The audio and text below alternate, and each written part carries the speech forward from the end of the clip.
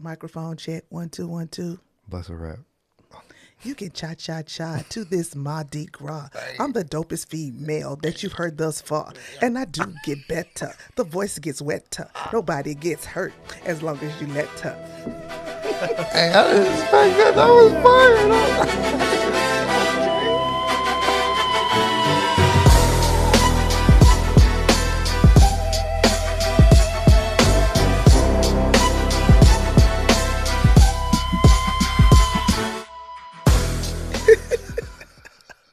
Like, what you talking about, Willis? So I'm like, oh no, So that was like my biggest thing. But what we discovered, like now with the art, you have AI. Like John Anthony, his first thing, he was just like, he would get paid all of this money to do people's portraits and just do different art things. You can just do AI and get your portrait done. It's like, so art scholarship for what?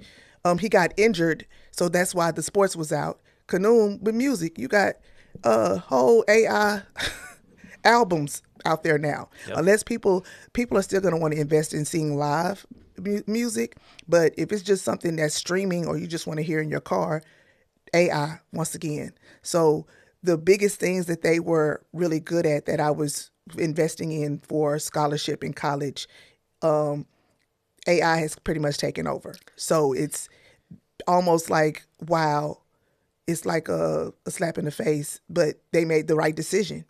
And it's like, now they're both doing their own thing. They didn't go to college, so nobody has all this college debt. And I just, spend in colleges these days, it's like, 20 bands for 1 year. Easy. So it would have been financial aid, it's like, so that's been like the biggest eye opener with their decision. But that was my, any parent, like, that was like an eye opener. That's my biggest push when a kid says, I'm not going to college. That's it, because you invested. And then also there's your friend group. Everybody knows how smart my kids were. Like, oh, what college they're going to. And so you just like, oh, they didn't go. So that whole conversation of, it's like, I'm trying to think of the word. Is it kind of like defending their decision? Yeah. Yeah, defending their decision, and just and they feel like it's a waste. Like, oh, your kid is, like, especially with Kanoom, he's so brilliant. Oh my gosh. Like, his cousin even called him and like was really mad at him, like, why you not going to college, man? Because they feel like it's a waste. But I feel like they both made the right decision. I'm very proud of both of them, and they're both very invested in education and continuing education, even though they didn't go to a 4-year or 2-year university. The way that they're continuing their education is, through Techno Tutor. So, 100%. And it's much more beneficial, and I'm seeing much more results versus I have 3 degrees. Okay. That was a big leap, though, too, because we could just go into it that way. The big leap from you setting them up for all that time to go in to get all those scholarships, and then switching all of a sudden to no. TT's got everything covered. They can do literally anything they want now. And TT is Techno Tutor. Yeah. But I do want to say I don't feel like I wasted my time because my children, because I had such high expectations for them, that what I put inside of them, they made good grades. So they already had a high vocabulary compared to their peers. They were already extremely intelligent compared to their peers. And that's why when they were introduced to this program, they were smart enough to know, wow, this is something good. Where some other people may not. Takes a little bit. Yeah, it takes a little bit. They may not. And then they were able to take it and move forward with it and grow with it quicker than some other people who have been maybe using the program for longer. And my children have gone further, and I really feel like, because I laid that foundation. I laid that foundation of being good, because Kanoom's work habits and study habits are phenomenal. It's ridiculous. And it's, you got to have that discipline. and that consistency to do anything. Yeah, he's definitely got it. Yeah, he's got it. And it's because of that expectation of good grades and that expectation of, the music, the stuff that he put in. So I don't feel like I wasted my time with that. It would just went towards something else. That's a extremely great perspective to have. I can see how, like, a lot of parents would be like, you know what, I wasted my time. That was not worth.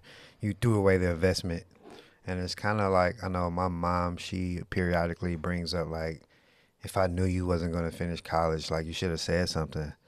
And I was like, and I think y'all are around. I think y'all in the same generation. That go to school, good grades, go to college, and it's gonna get you this good job, man.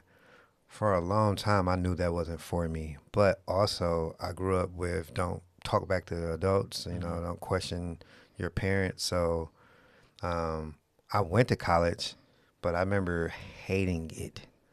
Like I didn't enjoy it. And Why? What do you mean? Why? First off, I hated school. So I thought school was very redundant at a very young age. I'm like, we're here. I remember making decisions at a young age like this teacher can't lead me. So I remember in the third grade specifically, I had a teacher that I appreciated oh so dearly. She went on pregnancy leave, and I viewed her like a mom. So I didn't understand like where you go and like why you leaving. They brought in a substitute teacher for the rest of the semester, and I was like, I remember looking at her one day. I was like, you can't lead me. So I just started acting up in class because I'm like, you don't have. I at that age, 8, I'm like, I'm smarter than you, and I was like, you can't tell me anything. And they switched me to another class because I was disruptive, but I was the smartest kid in class, and I was getting bored because the lag of all the other students was such significant. It was so significant. I was like, I'm over this. So this continued on. After that, I just was like, I was like, this is dumb. So Plus, you probably weren't having the conversations you wanted to have if everybody else was kind of behind. Definitely was not. And so at that age, I made a decision like, all right, I'm only going to do enough to get by. And there was some other things that contributed to that specific phrasing, like I'm only going to do enough to get by. But I was the kid, like when you talk about Canoe being like the top of the class, like I remember him telling me he was like the top 3%. Like, Yep. I was the kid in the bottom 30, and it's not because I wasn't smart. I just chose like this is not going to get me anywhere. And even in college, like my GPA was a 2.3. Like I don't even remember what mine was. Like, and where it switched, where I wanted to join a fraternity, and you had to have at least a 2.7, 2.5. And so I was like, oh no, I want this. And that semester I got a 3.74. So it's like Big jump. You had the capability all the time. I didn't have any purpose or any direction for it. And so I always knew like I'm smart. I was just like this. I don't see any success out of this. And everyone that I knew that went to school, I was like their life is pretty horrible. So I was like, this don't make sense. And so I wanted to start a business. I didn't know how to do that. And ironically, Shelby is the person that introduced me to business. And I was like, all right, Wealth of knowledge. I'm gonna follow this person. I was like, I don't really know her too well, but she seems to know what she's talking about and where she's going, so I'm gonna follow her. Okay. And yeah, years later we married. Yeah. Okay. Wait, I want to go back to Canoe and John Anthony's upbringing, to setting them up to have the scholarships to go basically anywhere they wanted to, above everybody else. Like where, because you're also a principal, right? I'm an assistant principal in Hitchcock ISD at an elementary school. My campus is pre-K through 2nd grade. And you've been doing that how long? I've been in this position for 3 years, but I have been in education. This is my 20th year in education. So I taught middle school, junior high math, mostly 8th grade and Algebra 1 for about 13 years. Then I was an academic coach and math interventionist for about 7 years, 5 years. Like, that's what I did next. That was like the stepping stone. And now I'm an administrator. So then what was the trigger for John Anthony and Kanoom to get them to where, because I'm sure you know plenty of assistant principals or even principals that don't do much with their kids. Like, why did you decide, like, hey, I'm going to do literally anything I can to get them what they need to do? That's how I was raised. Okay, that makes sense. Yeah, that's I come from I'm the product of a English teacher and a pastor. So that's my family. Like, my great grandfather went to college. Like, I come from a long line of, my dad was a 5th generation preacher. So I come from a long generation of preachers and teachers and administrators, and like everybody in my family, went to higher education. So that's just how I was raised, and that was what my programming was. That was what was in me. So it's like following the family expectations. Yeah, like you guys have been doing it for so long. It's not like it's out of the ordinary. So it's just following what you guys have been always doing. Right. So, okay, how hard was it for you to get out of that? That mindset? Yes. Oh, my goodness. Whew. I think once they started showing me, it was probably harder for Kanoom than it was for John Anthony, because John Anthony was a lot like Kyle. He did not like school. He got in trouble a lot, and sometimes he would just do the bare minimum, so with him, when he told me he wasn't going and he didn't like, because he was like, I was like, I wasn't surprised, because John Anthony, he was a lot of times smarter than his teachers, and he would get bored and he would just be like, this is busy work. What is the point in this? He was one of those that would challenge things like, I don't see the point in this. Like, what's the point? It's busy work. I already know how to do it. I know how to do it. So why I got to do 5 more problems? Like, so, but Kanoom was a bigger shock, because he liked school. Well, I think he liked school. He didn't ever tell me he didn't, but he was always straight A's all the time, performed very well. So he was the biggest shock, and I just knew he was going to have, like, colleges were approaching him. Like, he was getting stuff in the mail. So I was like, ooh. I remember him telling me about that. Yes. And I just knew he was going to have a full scholarship somewhere. And he probably could have gotten one if he would have pursued it. Like, because people were... Oh, he still could. Oh, definitely. So what really changed, what made me feel more comfortable, was when I started seeing that they were happier and they were successful. And like with Kanoom, he's decided to do something and he's been sticking to it. And with John Anthony, he's making more than me, which is, on one hand, I'm like, dang. But on the other hand, I'm proud. I'm a proud mama. So, but I realize, like, I have 3 degrees, and What are your degrees in? I have a bachelor's degree from Texas A&M in finance. I have a master's degree in psychoenergetic counseling, and I have another master's degree in education administration.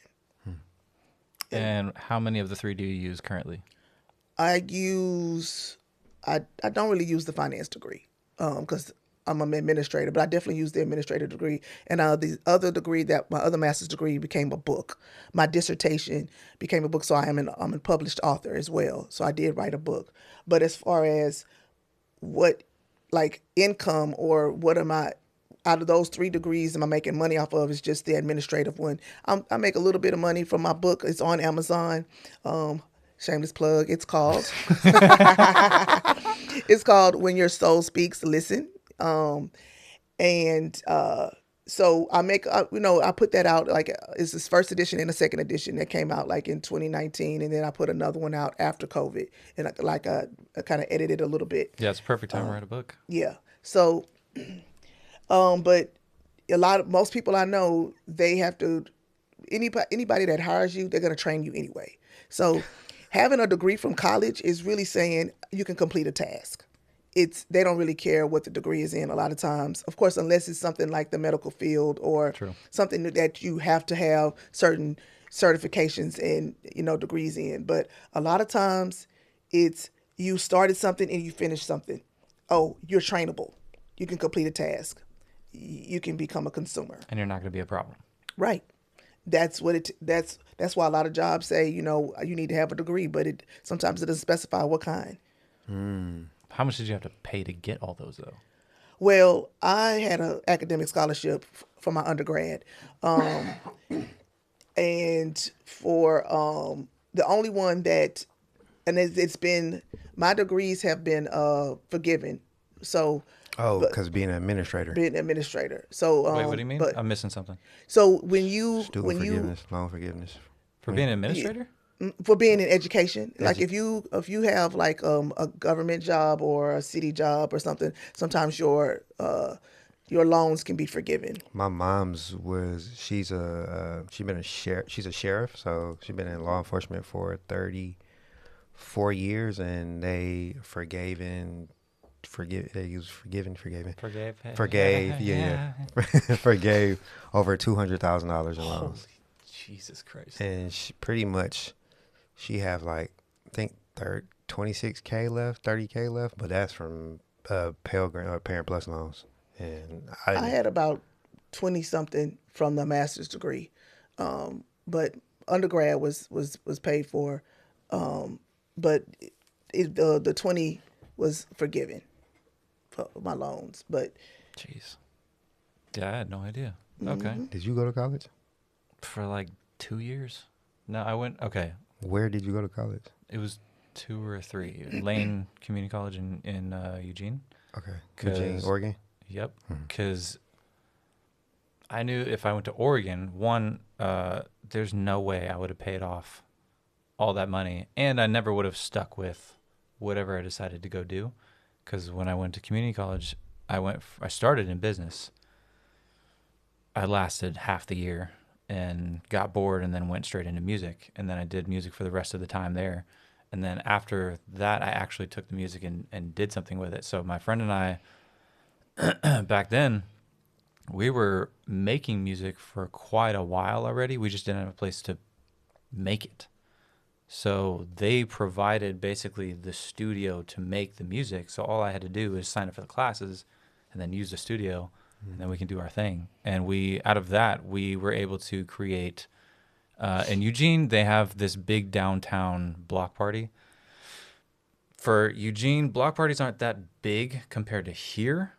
But over there, you'll probably have like 100 to 200 people show up. So we would put on our shows at our buddy's shop that everybody be walking by, and then it just goes on until everybody just decides to go home at night. So we put on a show there, which was awesome.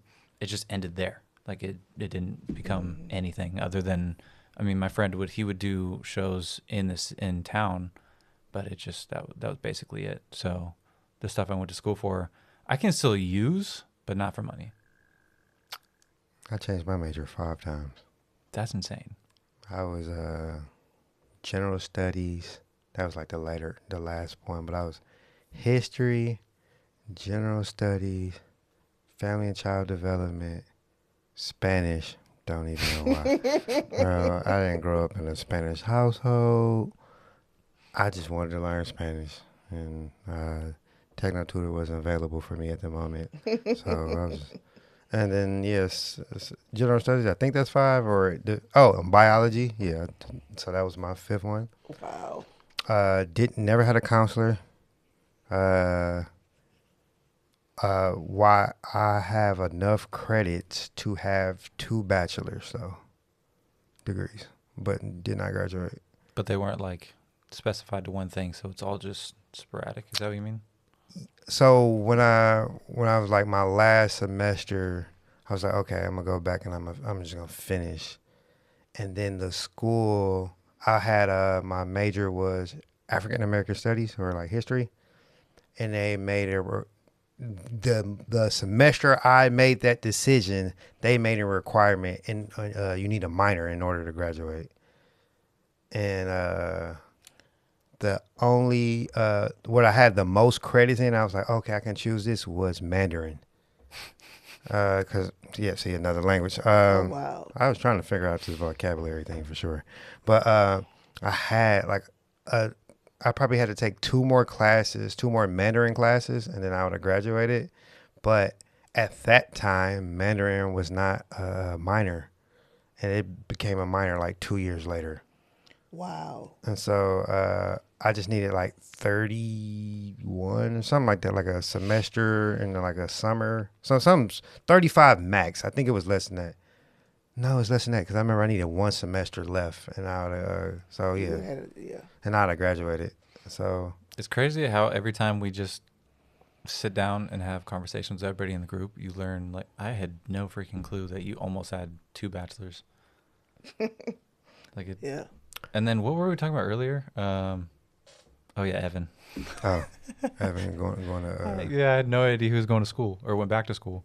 For He's in school right now. Yeah, my 5th year, when Barack Obama had passed a law that you can't get financial aid for 5 years, and like that semester I went back like, oh, I'm going to finish. They passed that law, and I couldn't get They financial gave you aid. nothing.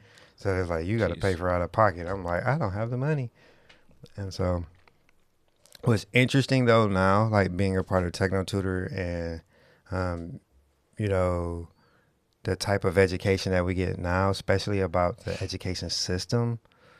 Like if I can like look at the dots or connect the dots, like looking back, course 2020 hindsight, this is a byproduct of being functionally illiterate. And so I like really like, I'm gonna say like 3 months ago, came to that conclusion. I woke up like in the middle of the night. Shelby was just going through it this night. So it was just, she sounded like a bear. And I was like, oh my goodness. I'm like, dang. I'm like, she never snores. So I was like, I got to give her grace on here. So I'm like, dang, baby really going through it. She probably had a cold or something. She did. Yeah. She was like upgrading for real. So I'm like, all right, I got to go in another room, close the door.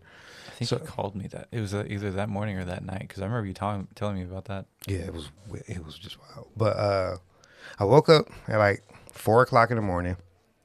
And I'm like, 3 or 4 o'clock in the morning, I'm like, okay, I'm just sitting here. And I was like, well, let me put on something educational to go to sleep. Man, I don't remember what specifically it was, but what stood out to me, it was about an African-American man, how he ended up graduating from Harvard. But Jamie Foxx. Anyway, he graduated from Harvard, and he was raised in South Carolina, which is ironically where my family is from. But Django. In his elementary, the average IQ of the school was 84. And I didn't know what that meant. I was like, is that like mediocre? Is that dumb? Is that smart? I didn't know. So I was like, all right. But I was like, so I just Googled like, what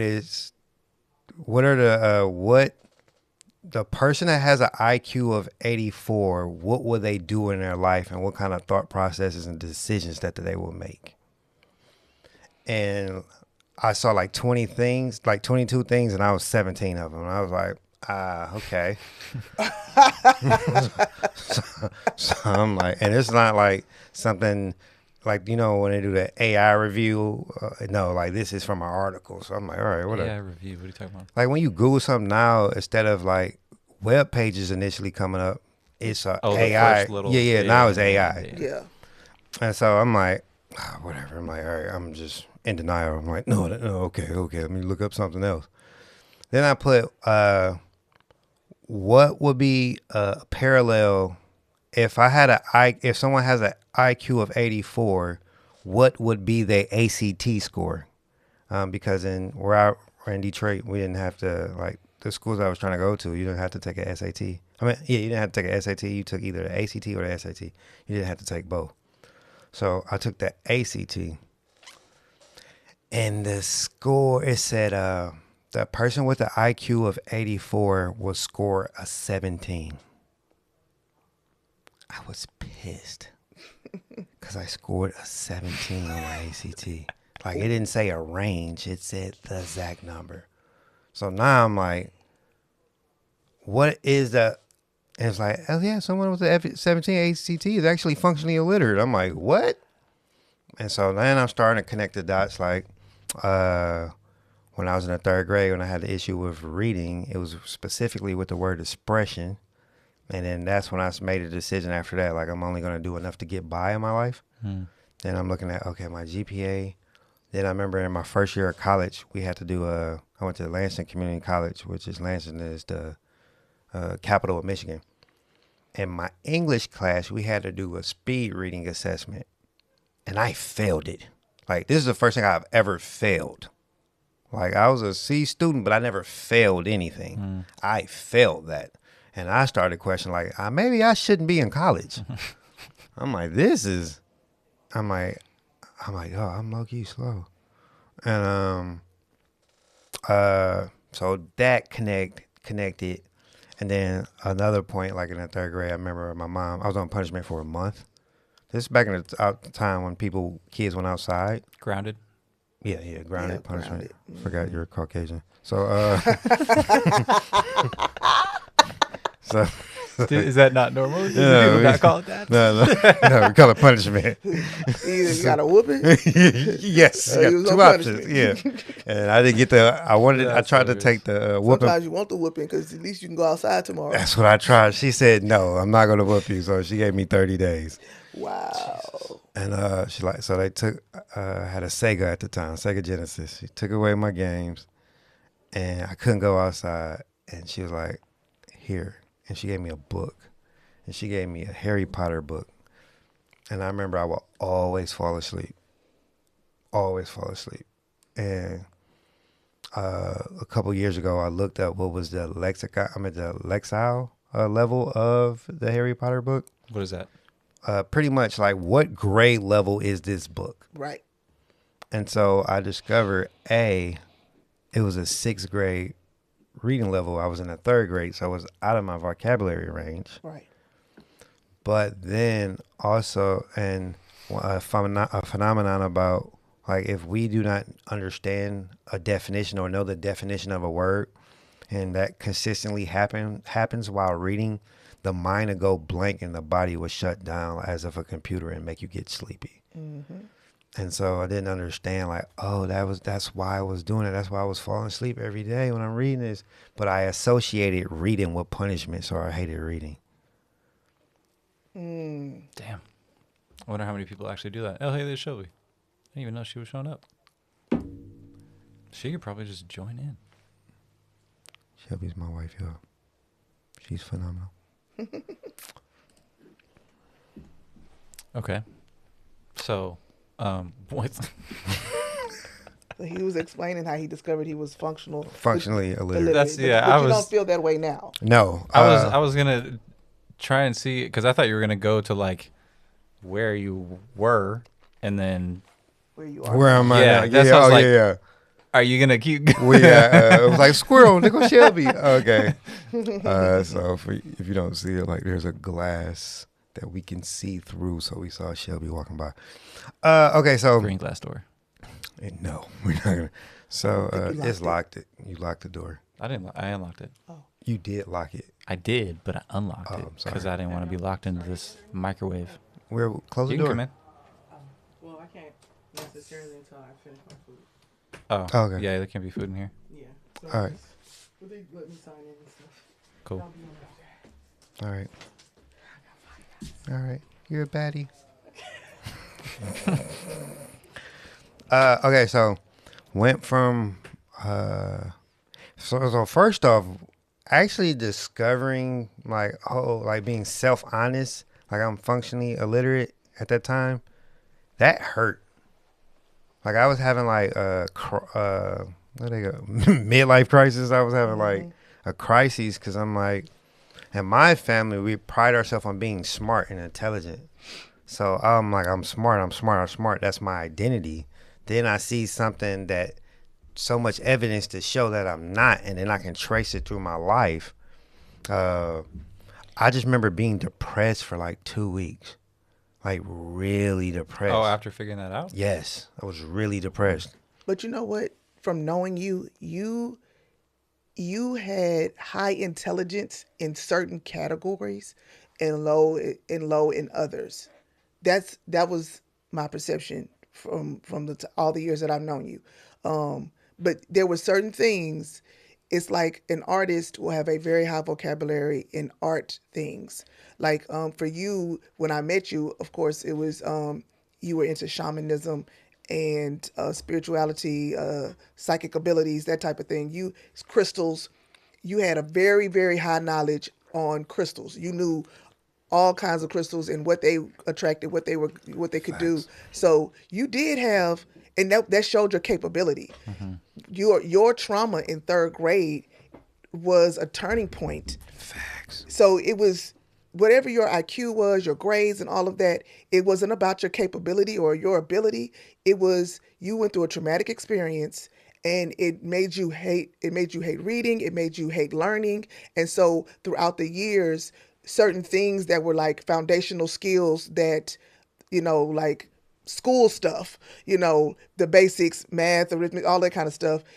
Anything that you weren't really interested in, you didn't really know about. You didn't have, and those are the things that are tested on with your IQ and your ACTs and your SATs.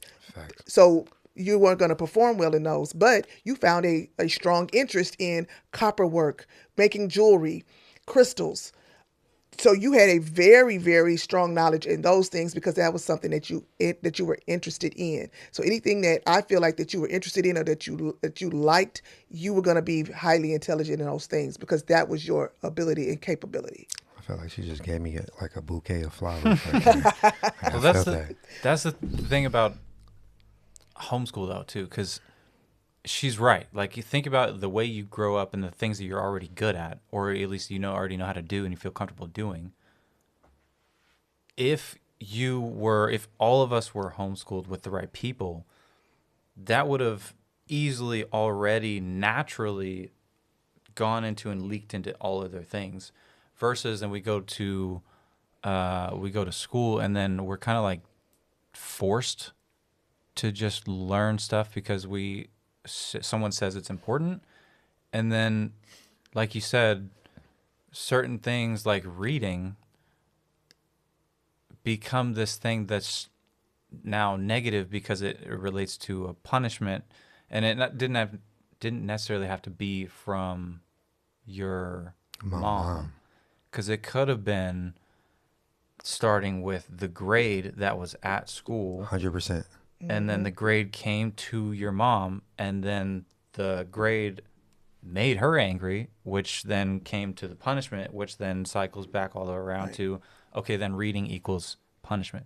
So and reading is, if you can't read, you can't do any other subject.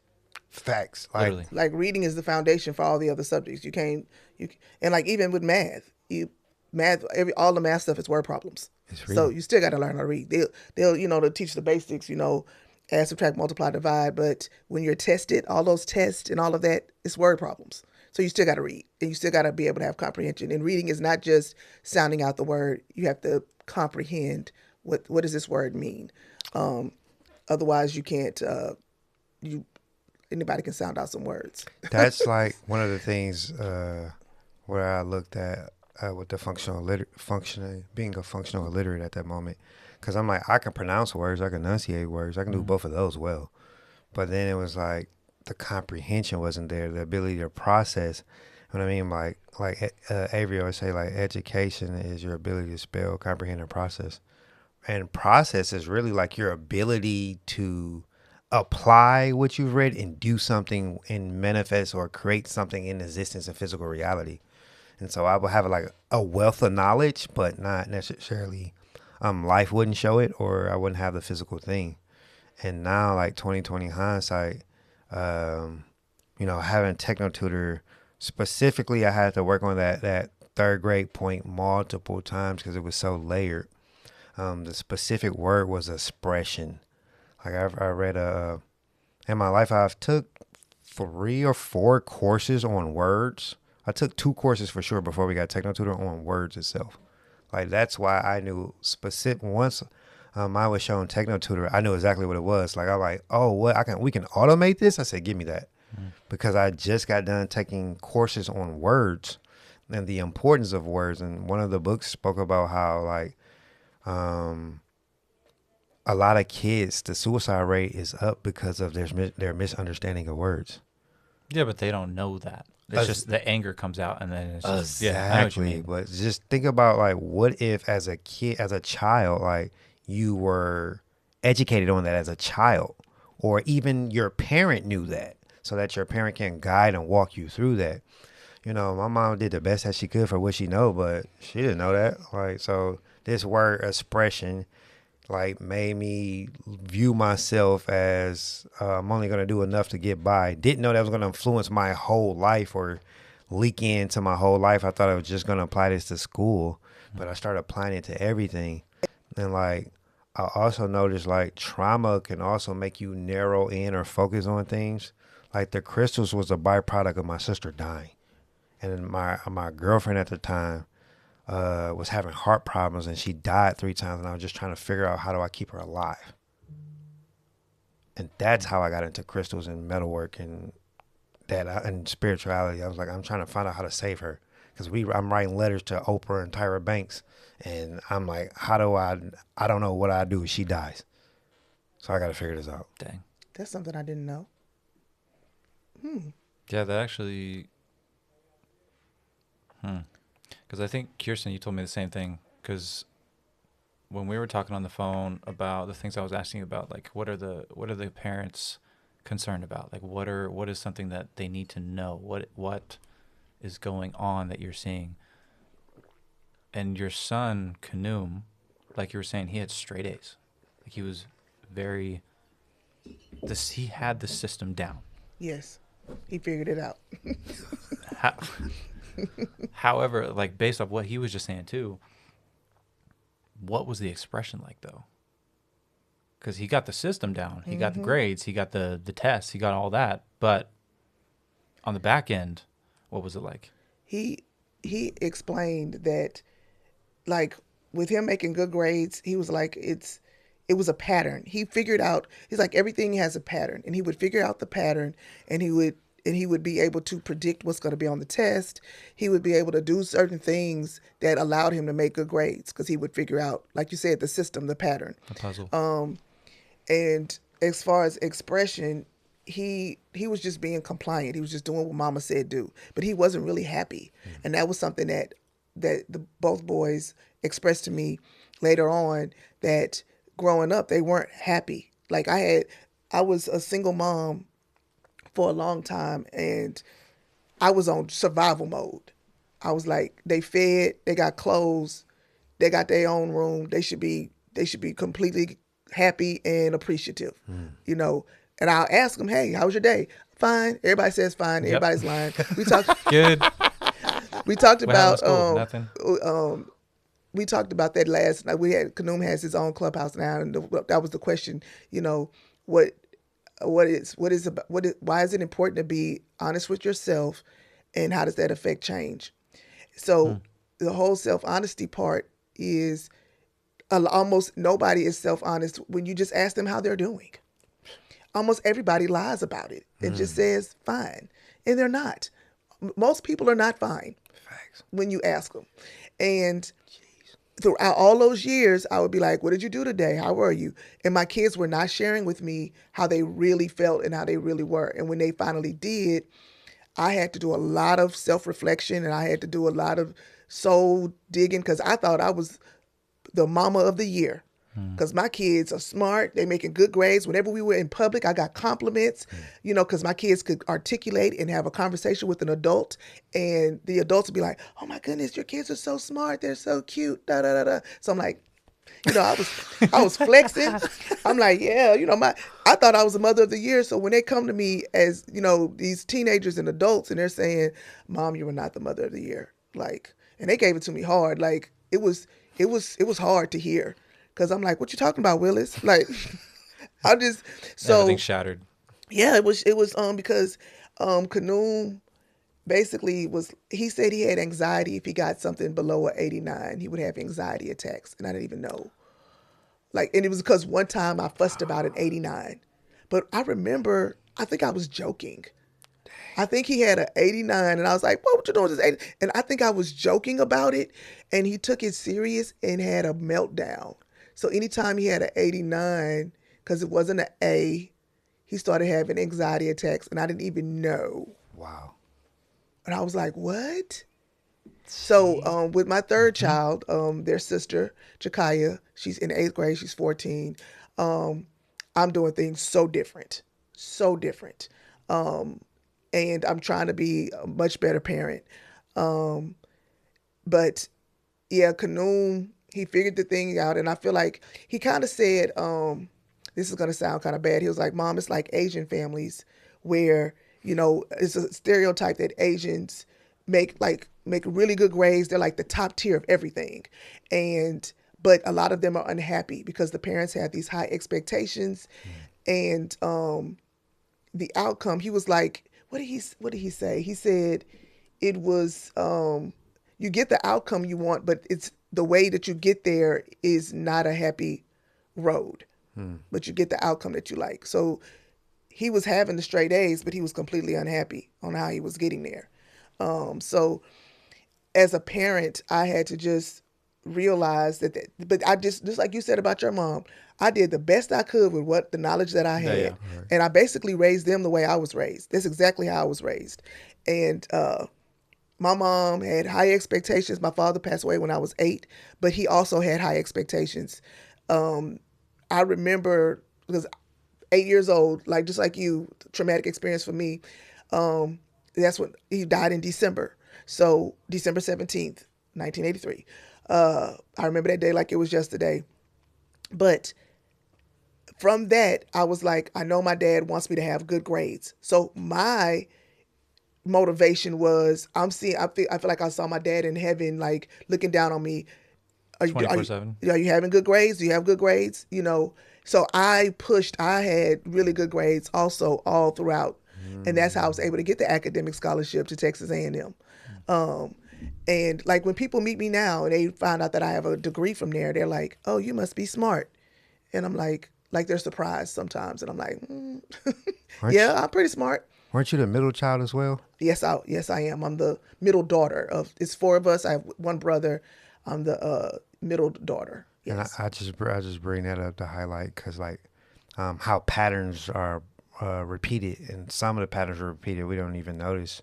And Kanoon being the middle child, and yeah, wow, I didn't even realize. Yeah, they would say stuff to me that I've said to them or done to them that I would used to complain about that my mom did to me, and I didn't even realize that I was doing it or saying it, but I was a common, copy paste. Yep. I was raising them exactly how my mom raised me. Like internal instructions, basically. Yeah, and how her mother raised her. And one of the patterns was not praising your children.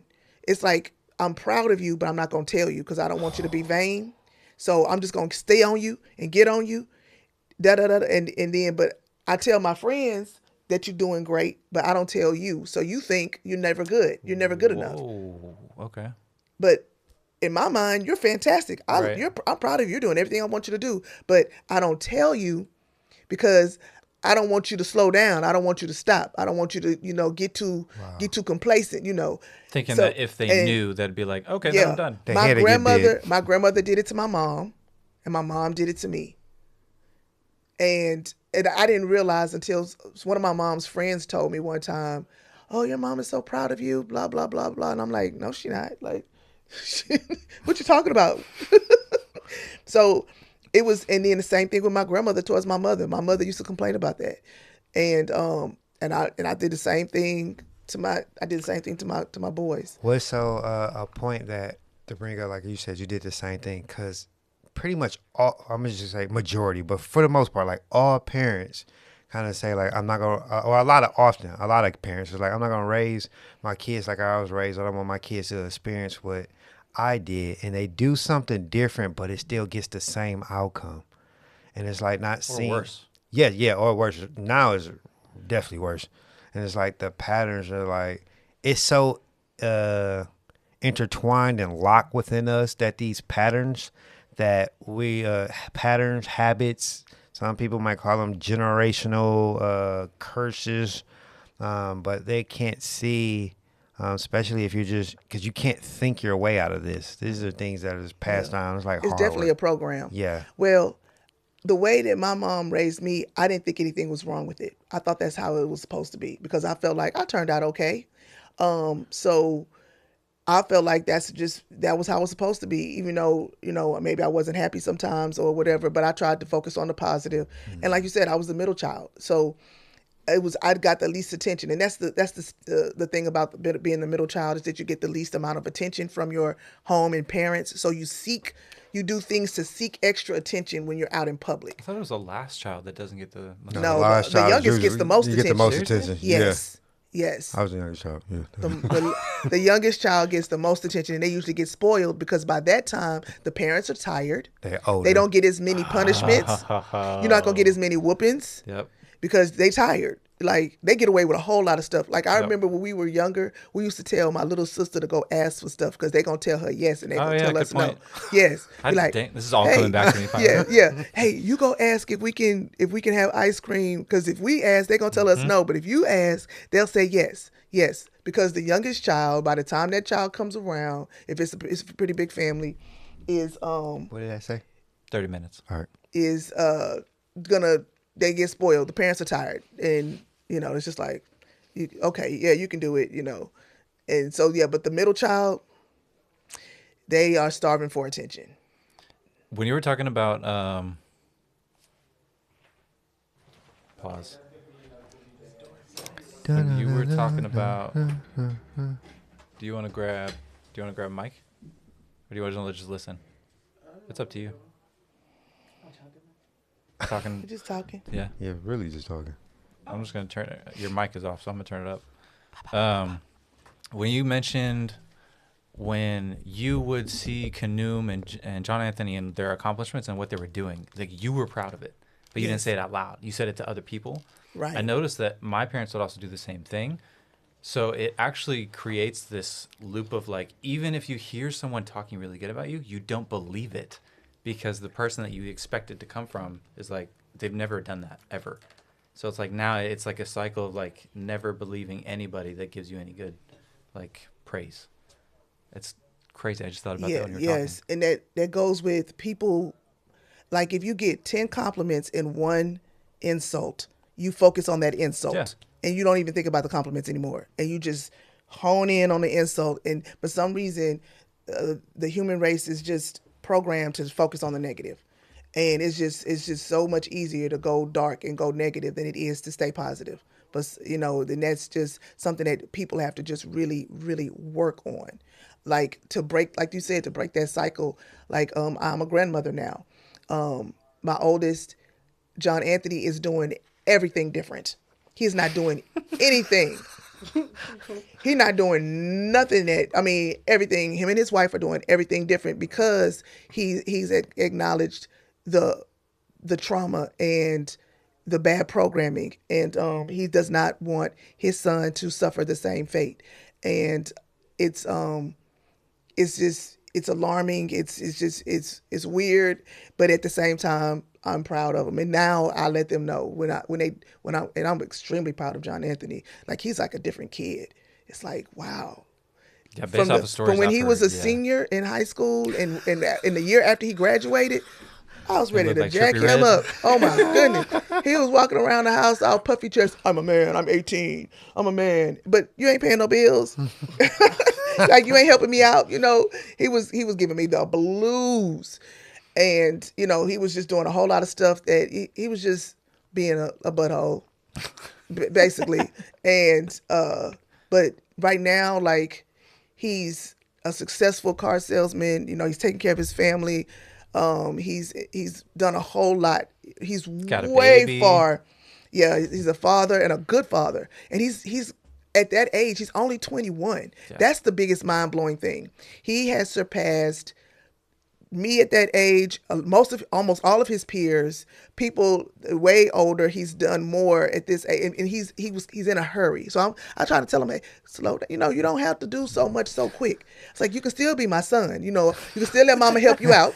And the funny part is he's probably not even I mean, I don't know if he's literally told you this, that he's trying to rush and hurry. It's probably because he's doing so much process. It's just naturally happening that he's Yes. going so fast. Yeah, but I've had to tell him because he did a whole lot really, really quickly, and I don't want him to fail. So of course I want to make sure, and I'm also trying to make up for lost time a lot of times. That's honest. I'm trying to, like, I feel like I failed you, all throughout school, and I wasn't there when your dad was doing things or whatever. Wait, why do you think you failed them though in that context? And because they told me I did. I mean, hey, I feel like I was successful in a lot of ways though. Like I said before, because of the way I raised them, they have that strong foundation that led them to Techno Tutor, that allowed them to go far fast using the tool. And I really feel like that I did good in that part. But the other part, being the affectionate mom, the attentive mom, knowing what's going on with my kids, I was delusional. I did not know what was going on with my children, and because I was in survival mode. I was doing it all by myself, and I was exhausted. And if they just weren't going to come and tell me, I wasn't going to know. So because you're just going through the natural day to day, and if they don't literally say it, then it's like you're fine. Right. We would basically, everybody had their own room, come home, go to our own rooms, and get on our devices or whatever, watch TV, do whatever. But now I sit down and I have full conversations with my daughter. Like, I really want to know what's going on with her, and the boys are being very supportive in that, and it's having that, and it's very important that I have a good relationship with my children. Y'all, anybody who knows me knows that I absolutely love my kids, and I like them. That's important. It wasn't always Not everybody the case. likes their kids. I actually like them. They have good personalities. They're funny. They're smart. I like them, and I see Kyle as one of mine as well. So, and I've told him that many times. Right. And then she married him, so she mine too by default. He a little old though. I mean, if I had him as a teenager, but our relationship is more like a mother-son relationship, and so, and he knows that I cut for him just like I cut for mine, So it's important that I have that strong relationship with my kids, and in order to do that, I have to repair any kind of damage with the boys, and just make sure I don't have any damage with Jakaya, with my daughter. Like something that's also important about that is, like as we talking about John Anthony, like raising his family are different, completely differently. It's just having the right community, like a supportive community, and and when I mean supportive, not just like, oh, you want to do this and what you're doing is not best for all, or what you're doing is just self-interest only. That's actually not supportive. It's more devastating, if anything, because it's like leading someone down the wrong path. And so it's like, it's interesting this story that just comes up. It pops up. You know how like on iPhone, like memories pops up on your phone just randomly. Mm-hmm. And recently, like what popped up was the feelings that do that, like it triggers as soon as you see yeah. It has that song. Memories from 5 years ago. Yeah, have a song to it. And it's like, oh, I feel something. It was a memory. It was a movie memory, I guess, and it was Avea, which is your daughter, Kyler, and Thank you for reminding me. Yeah, you're welcome. Sometimes, I think the black side of you forget. That was good.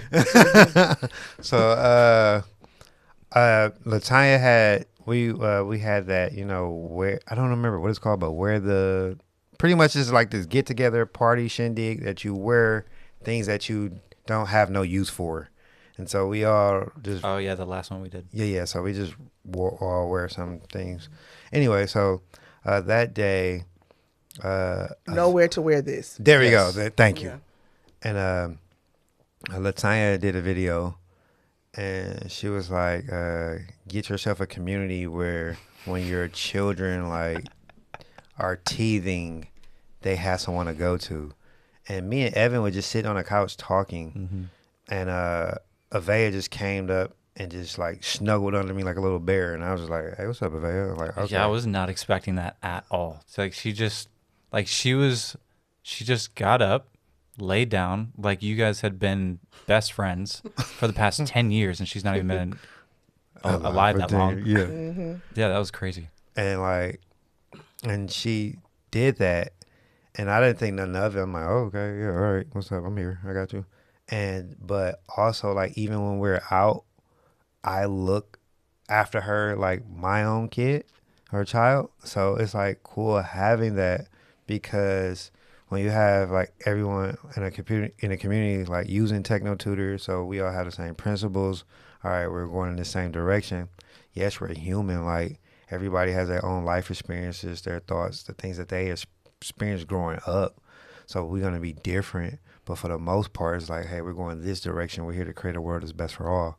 Like, this system is failing, it's collapsing, and a lot of people. And we're at Literally at World War war. III. Yes. We're literally at war. And a lot Crazy. and then we're having this silent war that's going on in the homes, which is just like, I remember reading something like there's the Great Depression, but there's the silent depression.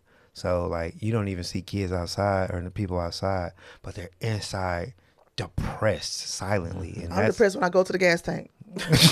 Right now, like just last week, it was a whole $2 less. You know. So like, that's going on, and just having like a community of people to support and help like walk through those things or those conditions or life experiences. Like, for an example of the 3rd grade of me with expression, and then like, oh man, my whole identity shift, but having people in the community to support me with that, walk through that, having a phenomenal wife to help me like see those things, but also like, because we work or walk through those things as preventative measures for our children and our community children. Like, I know Shelby was saying something like, I don't know if this was today or yesterday, how like mentors and now are, because of like the families is pretty much dissipated, like mentors are becoming like the aunties and uncles of And the grandparents. No, there is no aunties and uncles What do you mean? in the families. They're not present. Like, it's opposite. Like they used to be. It used to be aunties and uncles were your mentors, and your grandparents just held the weight of what they said, like just reinforced it. They just put extra weight on what the aunties and uncles said. But when you don't have aunties and uncles that are present, you don't have any mentors. So now mentors, they have to be outsourced because people don't have aunties and uncles to go talk to that have anything going on. So it's like we don't have a community for the family. Even if the person doesn't have a lot of friends, if you don't even have aunties and uncles for the kids, then you better get a community. And you can't be like my mom, she was a hermit, so isolated, didn't have a lot of friends. They said if you have kids, I was reading this book, and it's saying you can't raise healthy kids and be a hermit. That's traumatic to kids. There's no one for them to speak to, so they wonder why those emotional issues build up, and especially when you're dealing with boys. I'm reading a book about boys right now and testosterone and changes. They need someone who is not a woman to go speak to because they are going through their hormonal change. But women, we don't understand their hormonal change. So I'm reading that book because I'm looking at all that stuff, and they just can seem like really rambunctious and create a lot of issues, but they're actually changing. So they don't have any uncles. They're going to need mentors. Same for girls. They're not going to want to talk to the mom all the time. Right. They might say, I'm going to talk to your best friend, Sherry. And they're like, go, fine, bye. And you go find a way to get to Sherry house. It's My kind of mama like, said. That's why I was really glad Jakaya loves Clubhouse, and she's gravitated towards certain females, and Shelby's one of them, where she'll share things with, and I don't mind as long as you have a trusted adult that you can talk to. Key. That's key. It doesn't have to always be me, and sometimes I don't want to know.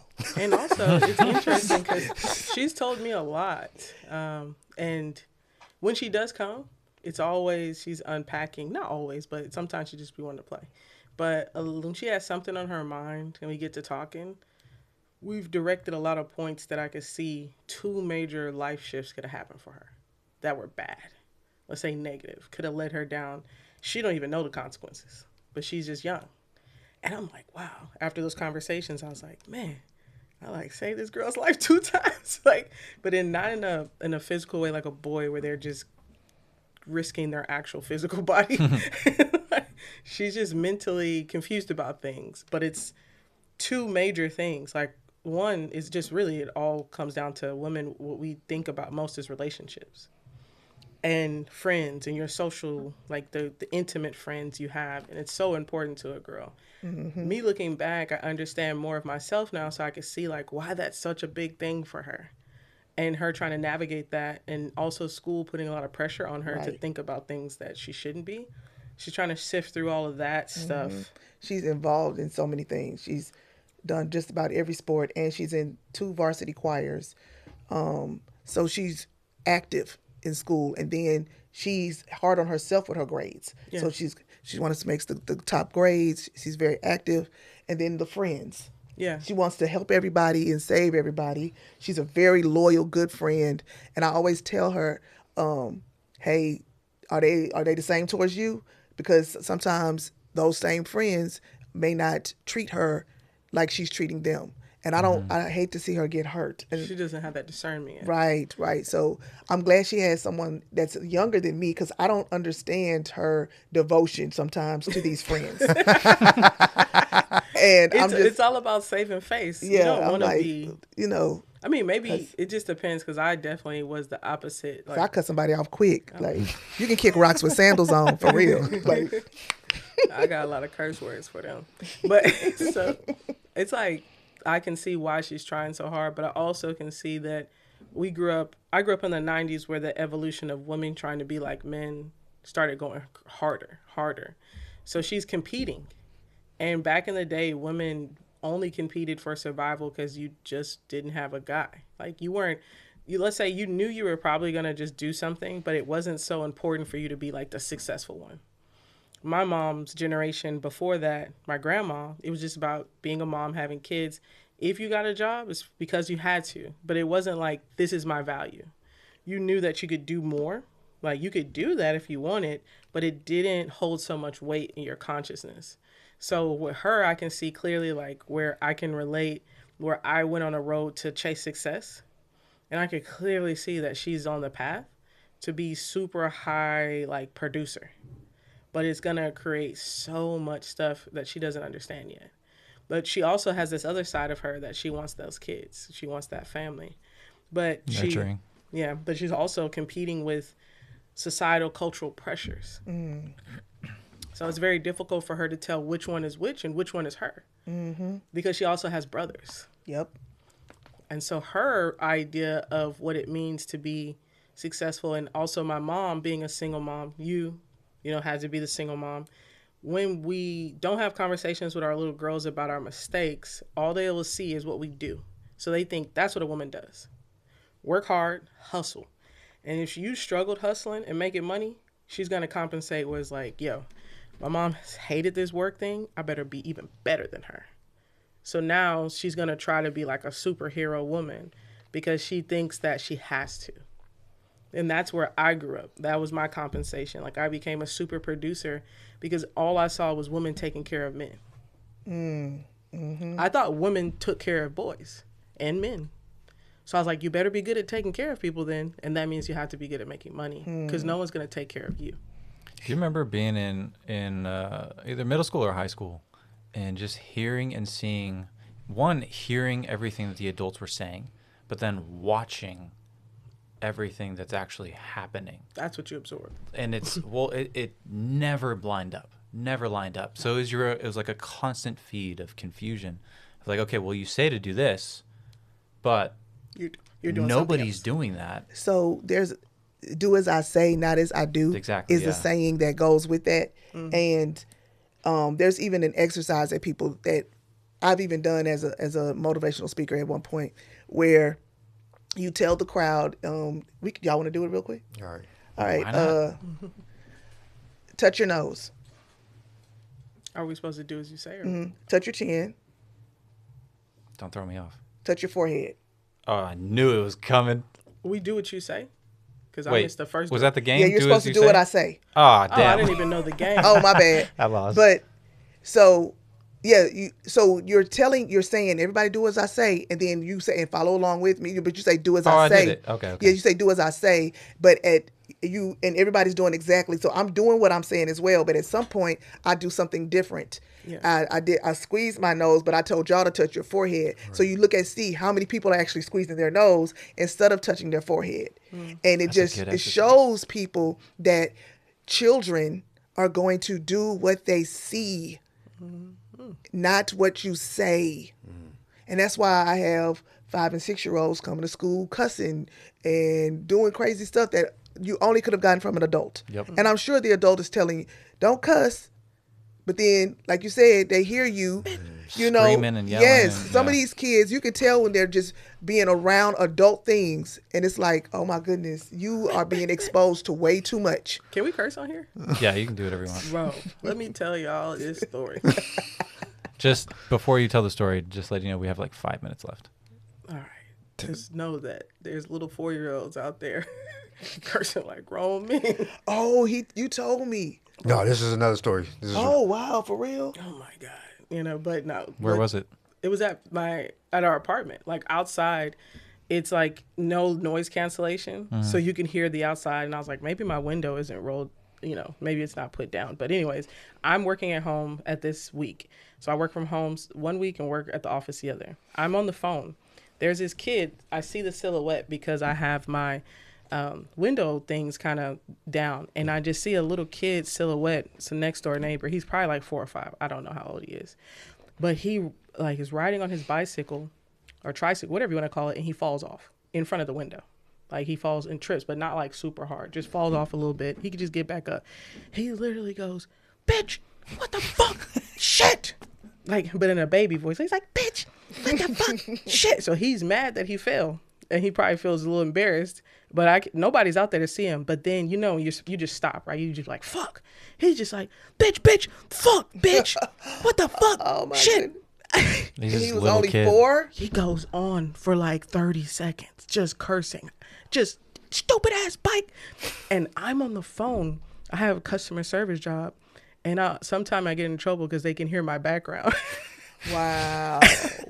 So I'm like, "Oh, excuse me, sir. Can I please put you on hold?" He's just still going. Mute. He's still going. The fuck, stupid ass bike. Wow. And I get up because I'm like, yo, he got to get away from the window. He's like, bro, why you in front of my? He's loud as hell. So I get up. And as soon as I get up, he leaves then. And I'm just like, at that time, I was mad because I was like, bro. I'm on the phone. Yeah, but then later, I'm just like, that is crazy. Yeah. It's only going to get worse. Yeah. He's on a road to just, and his dad is not, and obviously in his life. So it's the kid. That's what he sees in his household, though. But that's just like a actual story of how bad it can be, where what you do, kids absorb more than what you actually say. Yep. It's like perfect copy. What is it? What are they called? Copy and paste systems? Carbon copy. And that's how they holler at him. Yeah. At home? Yeah, no, that's how his parents holler. Oh, I'm sure you guys can hear him. When we're outside, well, luckily for whatever reason, they're not too loud in the house. I don't know why. But when they come outside and she wants him to go back inside, get the fuck back in the house. This is one of the parts that blows my mind that no one, I won't say no one, very few people have ever been taught, ever, that like how much your child picks up and will absolutely copy to a T. I think it's so hard for them to stop because, like, let's say that's most of your vocabulary.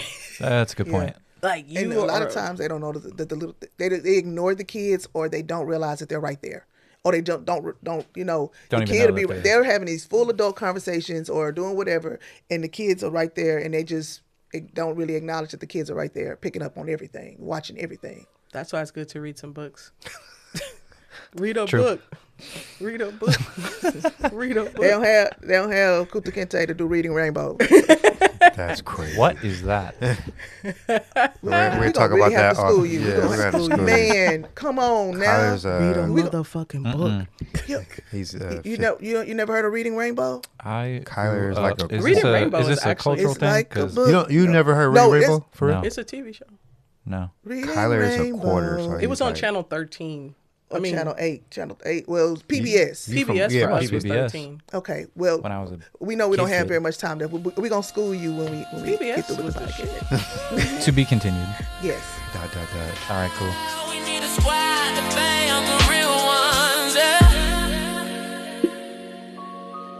Need a squad to fail the